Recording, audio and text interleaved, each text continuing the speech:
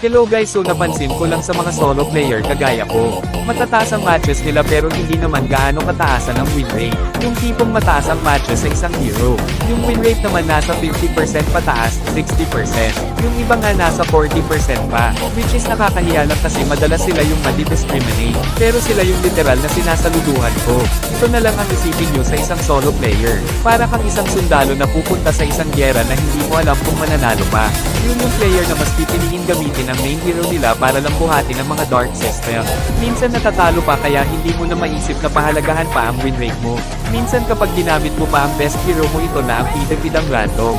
Isipin nyo na lang guys ha, may posibilidad na hindi lang kalaban nyo ang makakalaban nyo, kundi ang mga naging kakampi mo.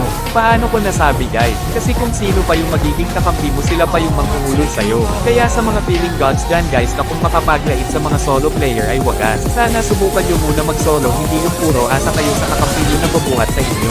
Pero sige sabihin na natin kayo na ang malakas, kayo na ang palo, at kayo na ang matataas ang win rate. Pero siguraduhin muna natin na nasa maayos natin na paraan kinuha yung pinagyayabang na win rate ha. Bato-bato sa langit ang matamaan, wag magaling.